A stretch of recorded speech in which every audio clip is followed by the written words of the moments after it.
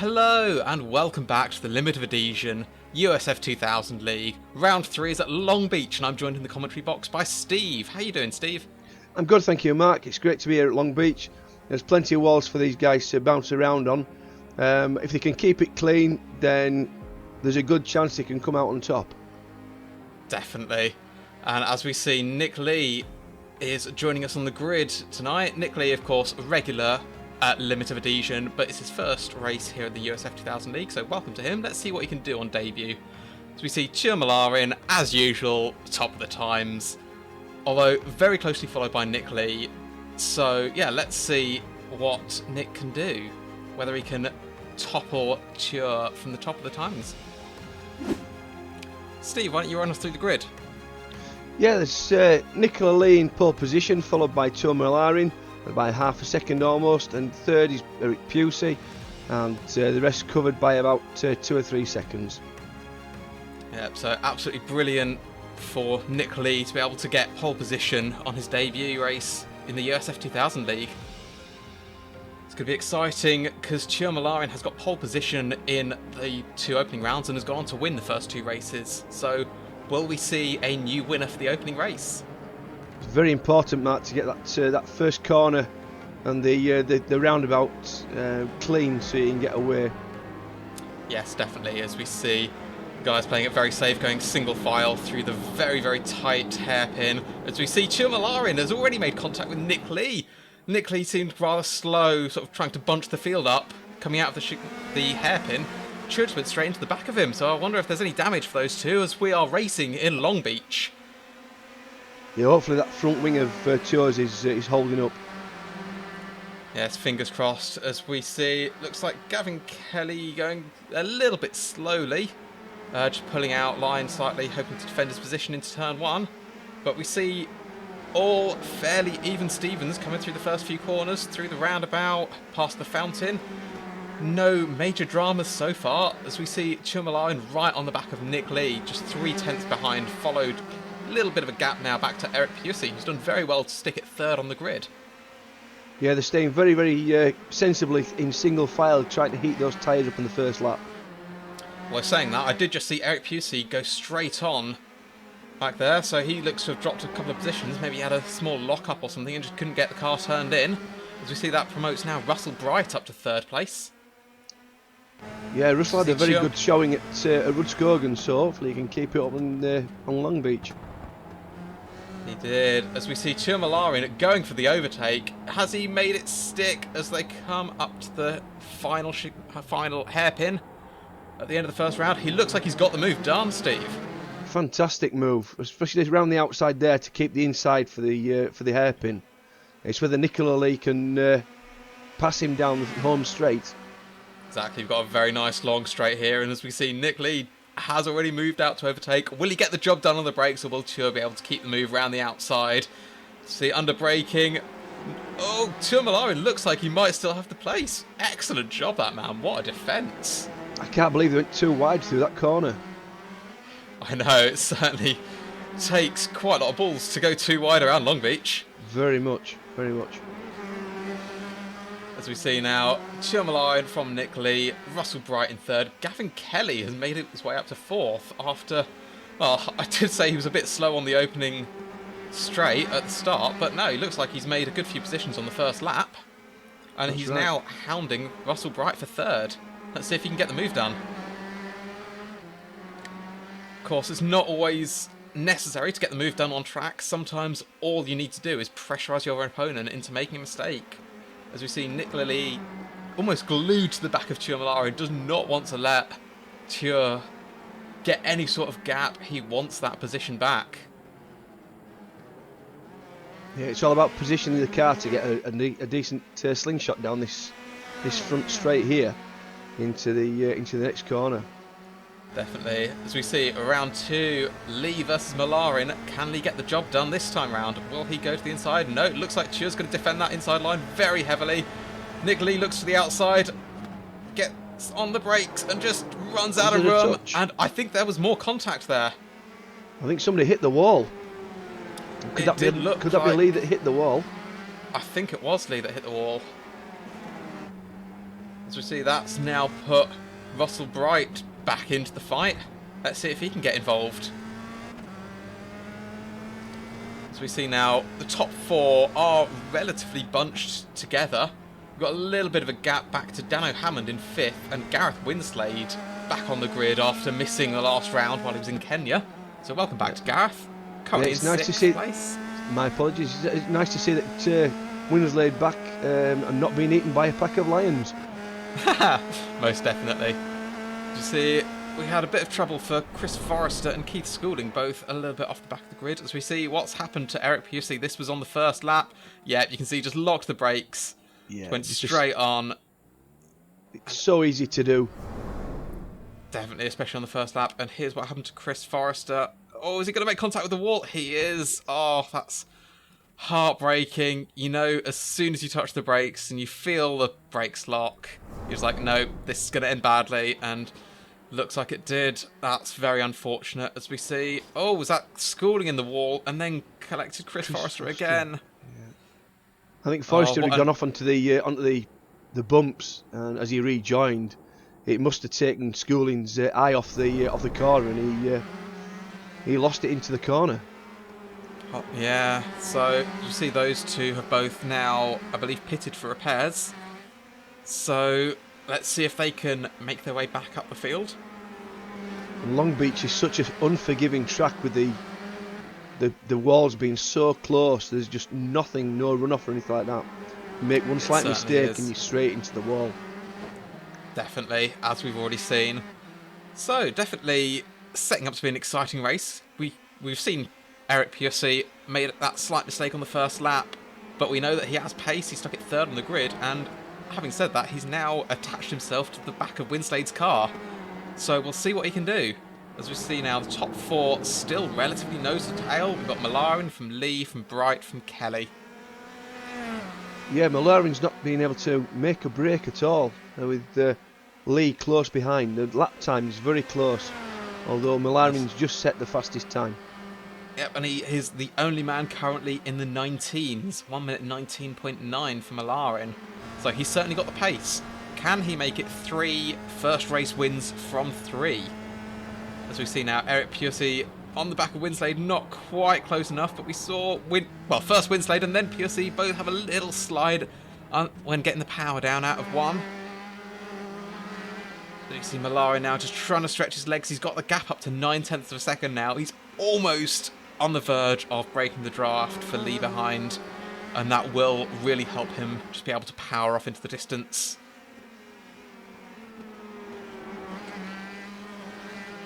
And saying that, Dan O'Hammond now only 1.8, 1.9 seconds off the back of this leading quartet. So we'll see if he is able to catch up to the guys in front anymore. We just saw Dan O'Hammond in the back of this shot, while we follow Ture Malarin as he comes up to the final hairpin and out onto the back straight to finish lap 5 and start lap 6. A 15-lap race, 20 minutes in total. You see Russell Bright in that wonderful McLaren Golf livery. Yeah, it brings back many memories. Fantastic livery. That really is. As we see now, Russell Bright just popping his nose out slightly. He was thinking about having the move into 1. And that's what we see. Oh, Nicola Lee's in the wall. He collected Bright. Gavin, I think that was Gavin Kelly in the wall as well. Oh, such a shame that the top 3 were going so well and Gavin Kelly behind them. And so, like I say, it just takes one mistake, one slip, and you're into the wall. It causes absolute mayhem and carnage. Yeah, well, I think I got my cars wrong because Gavin Kelly's showing us in 2nd, so I think he got through that relatively unscathed. But that's just given Ture Malarin a huge lead. He's now got an 8-second lead over the rest of the pack. 8 seconds. That is, yeah. So I think it's fair to say now that it's Malarin's race to lose. And yeah, as we saw, Steve, just that slight little lock up from Lee, just going slightly offline, ended up in the wall. And then, yeah, there's nothing you can do really. No, that's so hard. I hope we get a replay of the incident, because it's so hard for the avoiding cars. I'd like to see who the third car involved was. Definitely. That's promoted Winslade up to third now. Winslade up to third, Piercy up to fourth. As we see, yep, it was Kelly involved as he now makes his way into the pits. So he obviously got a slight hit, enough to be able to continue, but has decided no, he's going to come into the pits and repair the damage. As we see Dano Hammond defending hard from Winslade. Here we go, here's the replay. As we see, yeah, nothing Bright could do, and Kelly almost avoided it. And that corner's blind. When you go around there, it's just completely blind. Yeah, I mean, we just saw on board with Gavin Kelly, as soon as he realised what was happening, it's too late. That's it. As we see now, Piercy trying to defend from Kelly. Nope, sorry, Kelly's 28 seconds behind. That's Piercy attacking Winslade. Winslade also trying to attack Hammond. This is the battle for second. As we see, Malarin's lead has grown to 10.3 seconds. Is anyone going to be able to stop this guy, Steve? Merlarin, he's just in a class of his own, and once he's out front and he's able to build a lead, there's just nobody can touch him for pace. Yeah, so we saw in the first round at Road Atlanta, Ture Merijn won. He had a bit of issues in the second race, but nothing like that last round at Rudskogen, where he won the first round, came second in the second round. And it looks like he's going to go... Well, could he go one better this round and do the double, win both races, Steve? That's a point. I mean, I don't think... Well, I don't think he can. It's going to be more difficult on the Long Beach circuit, just with the fact that it is so close with lap times, and also that one slip and you're in the wall. Exactly. As we see this battle for second really starting to hot up. Dano Hammond just 0.3 ahead of Winslade, who's just 0.4 ahead of Piercy. And yeah, as we know, one slight move, you're in the wall. And to be honest, these guys, especially Piercy and Winslade, need to be very careful, because they're that close that if Hammond makes a mistake and goes into the wall, they could very easily follow. That's correct. I mean, it's so easy to get caught up with somebody else's accident, as Kelly did, and also Russell Bright. Yeah, as we see Bright now just 6 seconds ahead of this gaggle of cars. So could we see back markers potentially play into this role? That's the one thing I've noticed with LOA and the league races that we have. The people that are back markers, there's no issues with getting out of the way and just enjoying the racing. No, yeah, I have to agree with you, Steve, especially in these past couple of USF2000 races. If you get a blue flag, people are generally very respectful of them. Very much. I did just hear a slight crash into the wall. I'm not quite sure who that was or whether there was any damage, because I certainly couldn't see anyone in the wall. I'm just scanning the track map now to see if there's anyone that's stationary, but no, it looks like it might have just been a glancing blow for whoever that was. As we see Winslade now right on the back of Hammond. He's looking quite racy. He wants that second place. And Schooling's just set his personal best lap time with a 1:25. Definitely, as we see Winslade now. Is he going to peek to the inside down in the run into turn 9? No, he's going to think better of it. I think he's just going to reset, try and get Hammond on the run down to 1, get a nice good exit. You can see there he just tried to straighten the car up on entry, get a nice clean run out, get the power down nice and early. And he looks like he might have got a decent enough run. Let's see if he pulls out to overtake. As we see now, looking backwards from Dano Hammond's car. As we see, I don't think Winslade's going to be close enough. It'll have to be a hell of a dive bomb if he does. No, he's just that little bit too far away. As we see now, they're starting to drop Piercy now just by a couple of tenths. Although Piercy certainly close enough that if one of these two guys makes a mistake, he's going to be right there to take advantage.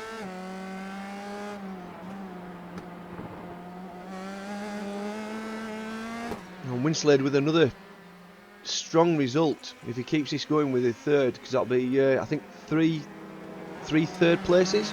It will be looking at. He got a second in the first round, first race of the first round, so he's got a second and a third. Obviously, he missed Rudskogen last week. Yep. So if he can finish off with another podium, that'll be a 100% podium rate so far for Gareth Winslade. Yeah, it'll So be a yeah, very he's strong had start some, to the season. most definitely. And let's see if he can go one better, although he's slightly out of shape there. And that looked like it might have opened the door for Pusey, but around Long Beach, just nowhere to overtake. Just no room whatsoever, Steve. No, you've got to be so perfect with every line that you take. You know, like you say, one mistake and somebody's away and gone, broken the toe, and then they disappear 2, 3, 4 seconds up the road. Yeah, definitely. And you've got to be so precise, trying to set up these overtakes sort of several moves in advance, just try and sort of push your opponent slightly offline, because otherwise it's just not really... I mean, look, it's so narrow. So we're going to see a replay of Gavin Kelly. Oh, just lock up and slide. Yeah, he's in the wall. It's a bit of a shame. You could see that was going to happen just as soon as he gets on the brakes, just slight lock up. And obviously he's in the... he's had He's to on the wall top. again. Yeah. See, back now with the live action. Dano Hammond still got Gareth Winslade breathing down his neck. As we see every single corner, Gareth Winslade is just able to carry that little bit more speed through. He's got the gap down to a 1/10 of a second now. Dano Hammond's having to go very defensive. Surely Winslade's not going to try it around the outside. Surely not. And he does! He's going to make the move stick. This is going to give him the inside line through this corner. Will he be able to get the move done? Under braking for the hairpin? No. Dano Hammond's got the move. And the undercut. Fantastic move.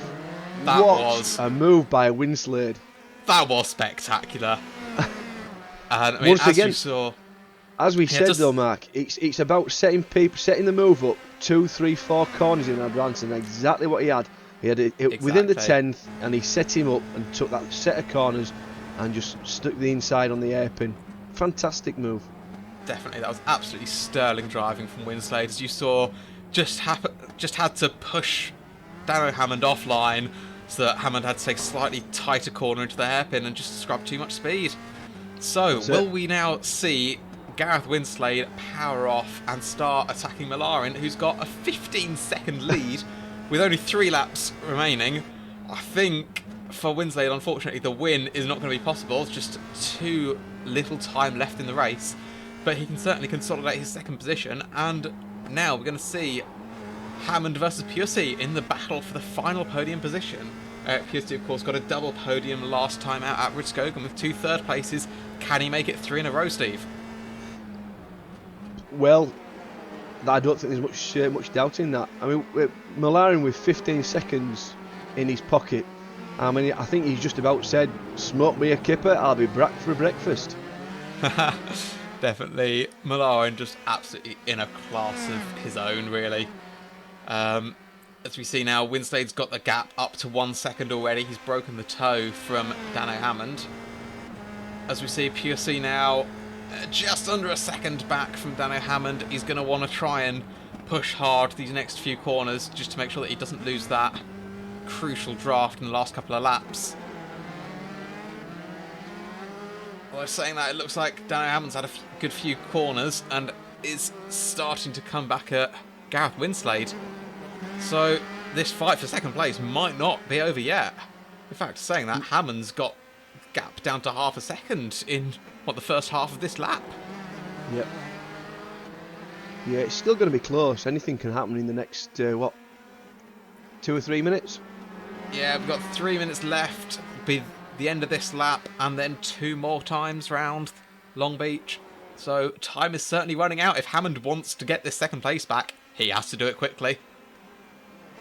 As we see coming into turns 9 and 10, we see Winslade just trying to hug the inside. Again, just trying to do to Winslade what Winslade did to him, just push him slightly offline. But Winslade saying, not a chance, son.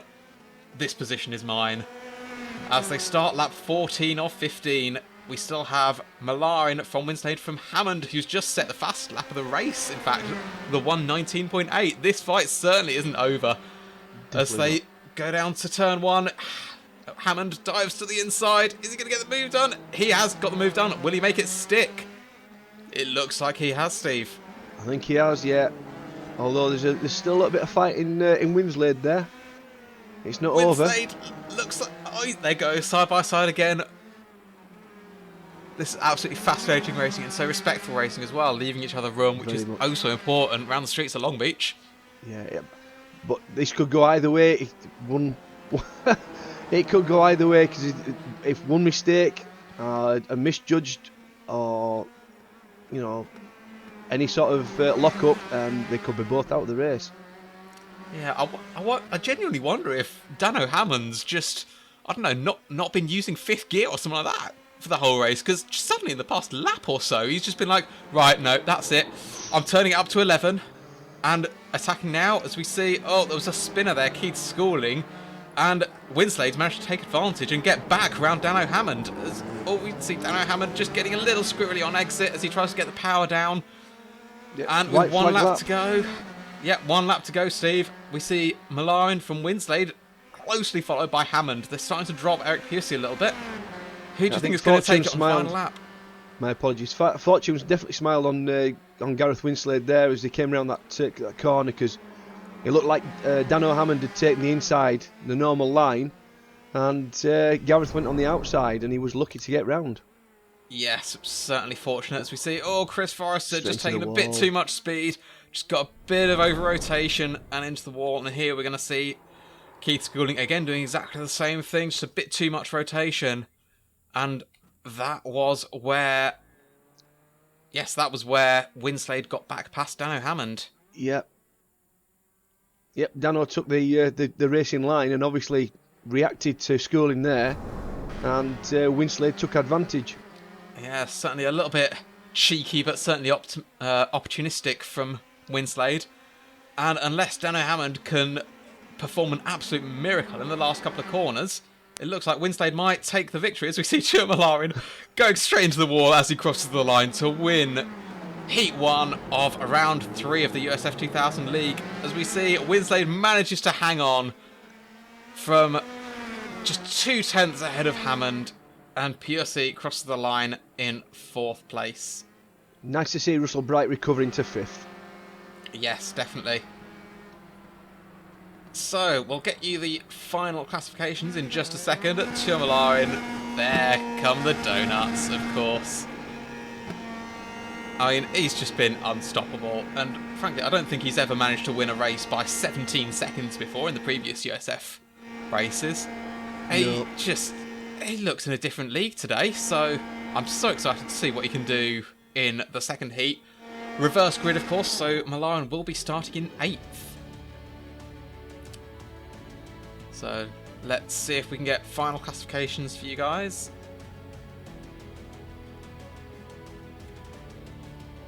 Should we come up soon? They should indeed. Here we go. Steve, run us through the order. In first we're Ture and Merijn, 24 points, followed by Gareth Winslade, Hammond, Pusey, Russell Bright, Chris Forrester, Schooling, Kelly and Nicola. Of course, bit of a disaster for Nicola. They're in 9th after that early crash. It means that he's just missed out on the reverse grid pole, which will go to Gavin Kelly. Nicola, unfortunately, will have to start from 9th. As we see now, they are under safety car as they start the parade lap. What do you reckon, Steve? Do you think Ture and Merijn is going to get through and win this second race? No one's yet managed to do the double. If anyone can do it, Merijn can do it. And if it's going to happen anywhere, it's got to be here, surely, with that pace advantage he's got. He's got some stiff opposition though, because there's some very quick drivers in the race. You've still got Russell Bright, who's capable of putting in lap times, and also you got Chris Forrester and Gavin Kelly at the front. So I think it's going to be tough, but never say never. That is very true, and we are racing once again at Long Beach. Gavin Kelly had a good start, although it looks like Russell Bright and Chris Forrester both had epic starts as well. Forrester already up into 2nd. He looks like he's going to challenge Gavin Kelly for the lead round the outside. Can he? No, he locks up. Big lock up. He managed to get it stopped in time though, although he did lose a couple of positions. He's back to 3rd. So, looks like we've got that same order again from the starting order of Kelly, from Bright, from Forrester. That's it. A massive understeer then from Kelly going around that first corner there. The tyres really need to heat up. Yeah, now Schooling for some reason has not made it to the grid, so we'll see if he joins the race later on, or whether he's decided not to take part in the second race. Having said that, he's showing up as on pit exit, so he will join the race. As we see now, Kelly from Bright, from Forrester, from Pusey, from Hammond. Malarin's up to 6th, ahead of Winslade, and Lee in 8th, right on the back of Winslade. Looks like he's going to make an overtake any minute now. Having said that, Lee has just got past Winslade and up to 7th. I think that'd be the interesting one, where Lee can actually force his way through the pack. Because obviously he was quickest in qualification. So yeah, it'd be interesting to see how he follows through the pack now. That is true, and of course it did look like Lee was seemingly the only driver to have an answer to Malarin's pace, so let's see if they can make their way through the field together.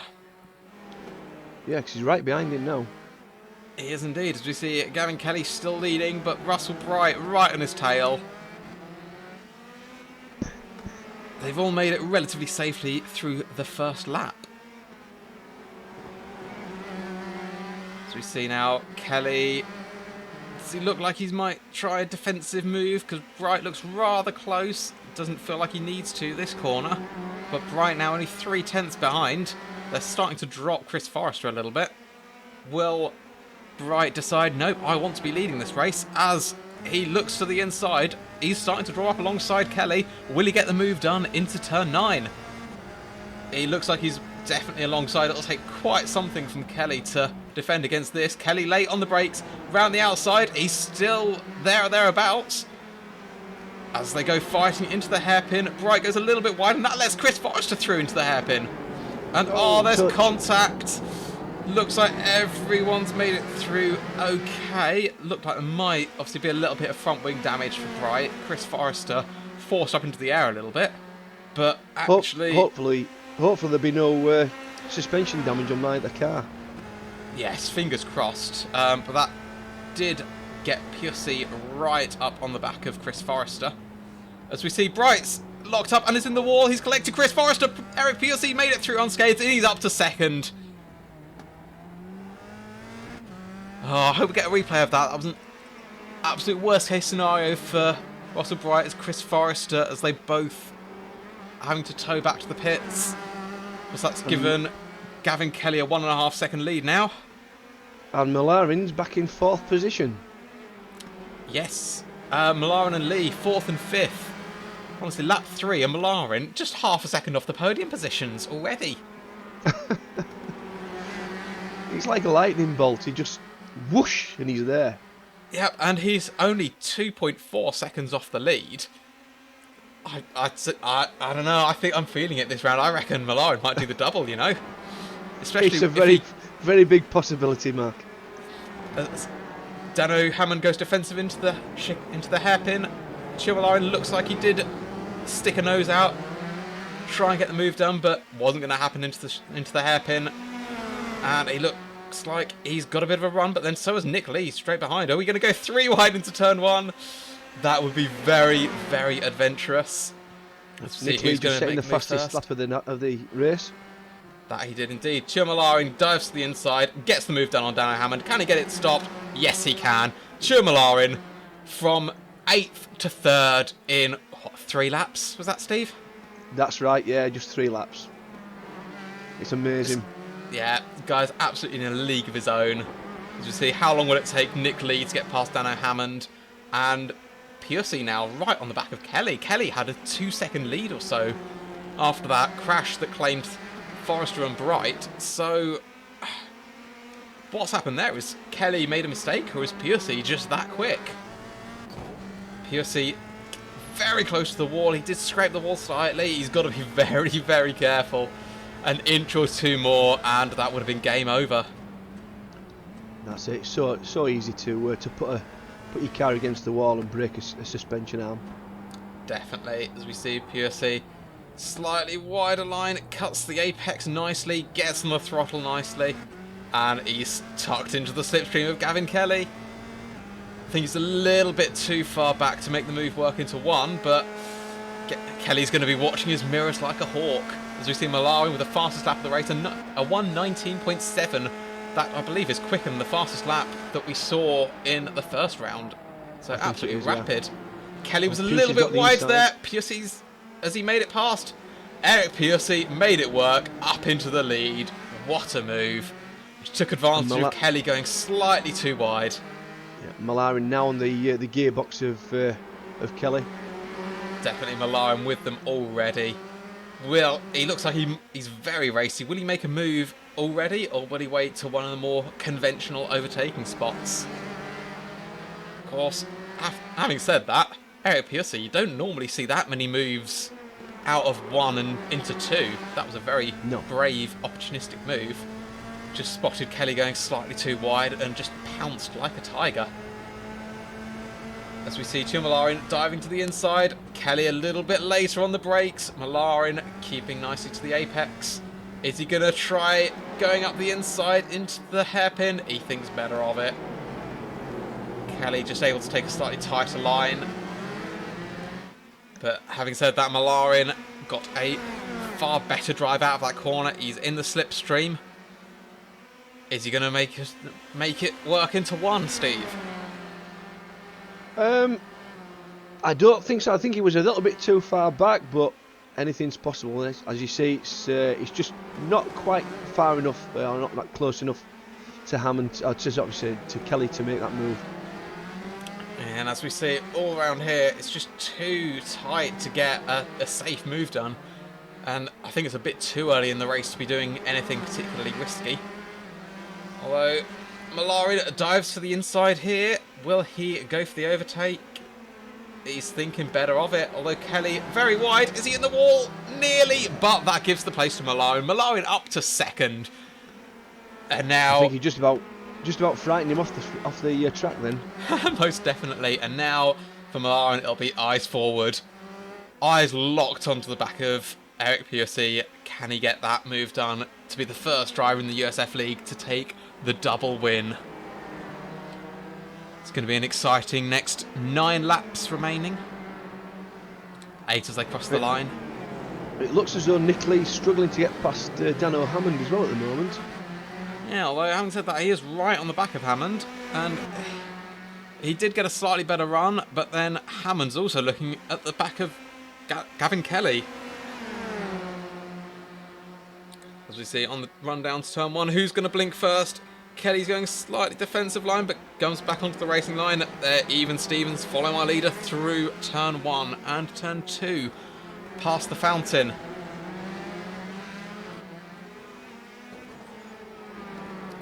And as we see just up ahead, Merijn is now right on the back of Eric Piercy. We've got a little bit of lap traffic up ahead. Keith Schooling, of course, as we've said previously, lap traffic generally very respectable. But, of course, around Long Beach, it's sometimes hard to find a place to get past the lap traffic easily, even if they are respectful, although it looks like Piercy is going to catch the back of Schooling in a very, very fortunate position, and Merijn looks like he's going to follow them through. So, Merijn, half a second now behind Eric Piercy. I mean, looking at Merlijn's pace and how quickly he's closed this gap. We're not even well, I say that, we're just halfway through this race, Steve. Surely it's a matter of when, not if, Merijn makes the move. I think so, but once again, if you put the car in the right places, it's quite a it's quite a difficult track to overtake on. It's just a case of concentration and keeping it clean. Certainly is. So, will Eric Piercy manage to keep his head screwed on straight, keep it out of the wall, and most importantly, keep Piercy behind him? As we see just a replay now of that incident that claimed Bright and Forrester. Very unfortunate. And as we saw with Chris Forrester on board, as soon as you can see the car in the wall, it's too late to do anything. You're already at peak braking, and it's just a case of, I know I'm going to hit him. How hard's it going to be? Yeah, two very broken cars there. Yeah, and it's that awful, awful feeling when that happens. As we see now, Nicola, is he going to get past? I don't know. Hammond, he looks to the outside. Hammond leaves him room. He leaves him a lot of room, to be fact. That was very, very fair. And it looks like Nicola, especially now he's in Gavin Kelly's slipstream, might make the move done, but he's going to have to be very brave on the brakes to stop Hammond coming back. Oh, and Hammond's spun it. They're both in the wall. Oh, absolute nightmare for both drivers. Two into that corner certainly doesn't go most of the time, and that proved it. Yeah, well, I think they would have been alright, but Hammond just locked the rear brakes, just spun it. And of course that gave Nicola nowhere to go. He tried turning in, but there was a car in his way. Of course, nothing Hammond could do at that point to disappear. As we see Merijn, is he going to try and move down into one? No, he thinks better of it. Tucked up behind Piussi for now. As we've seen, so hard to overtake, but yeah, just get this sense of inevitability that Merijn just cannot be stopped. But having said that, is Piussi going to be the man to do it?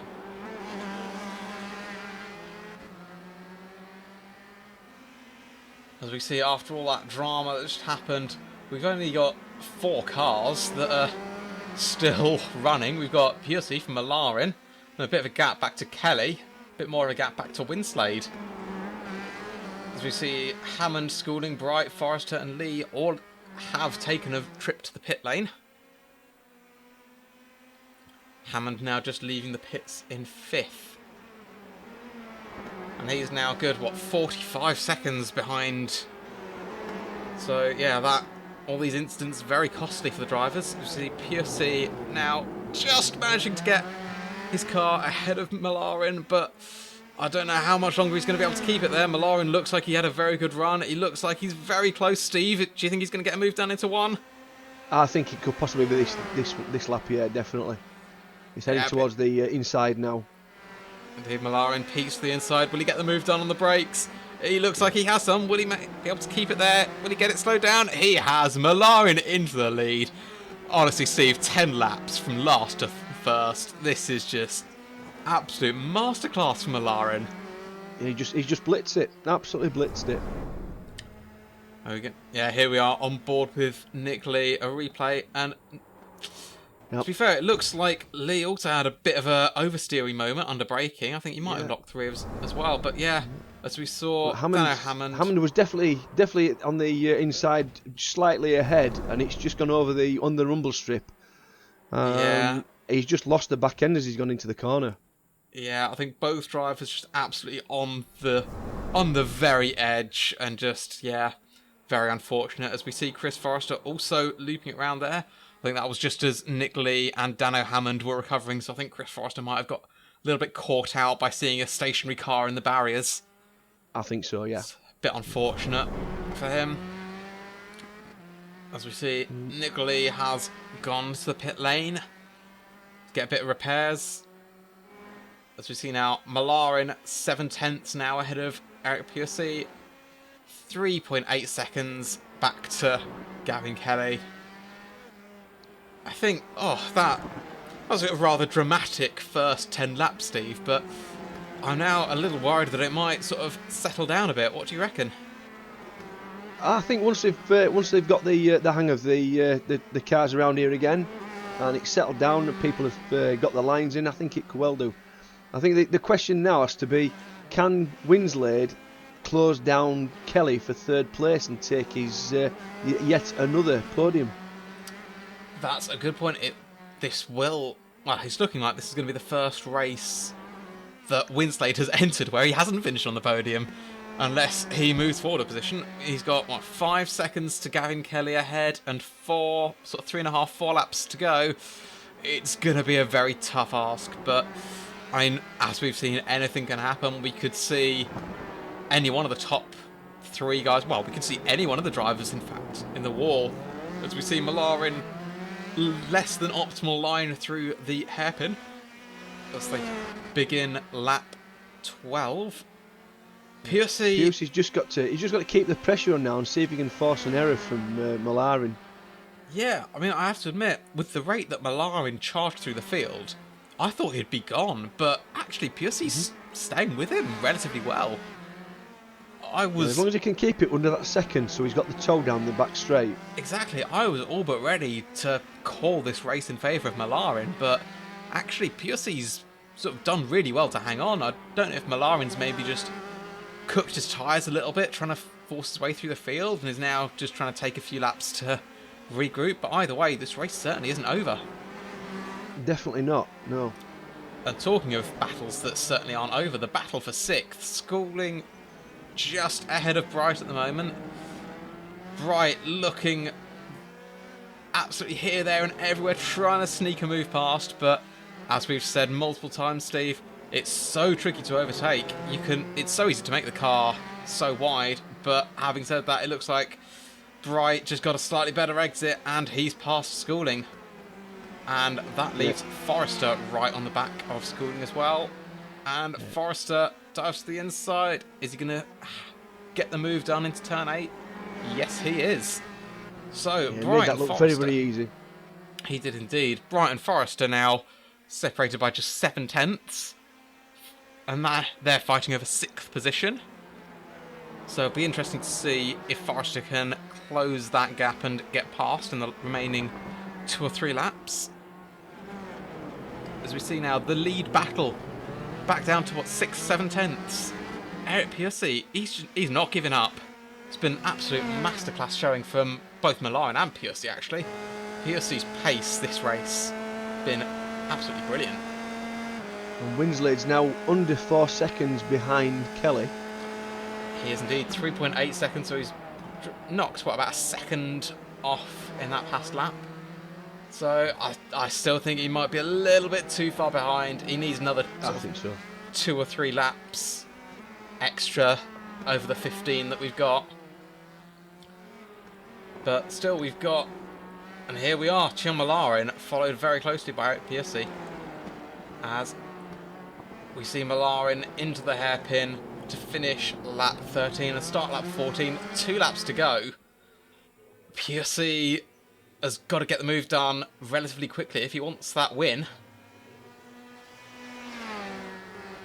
And honestly, Steve, if Piercy does get this win, he has more than earned that, because we saw he started, was it 2nd or 3rd? He started near the front, but obviously got into the lead, made that brilliant overtake around Gavin Kelly. Has defended from Merijn for how many laps? Okay, lost the position. Oh, as we see Winslade, little half spin. Well played, that man, to keep it out of the wall. I did not see that coming. I thought that was race over for him. Yeah, very well recovered. Definitely. That could quite easily been in the bin from there. Definitely. Not many times I've seen anyone lose it into turn 1 and not be in the wall. Although, having said that, that has meant that he's probably not got a hope of catching Kelly anymore after that little half spin.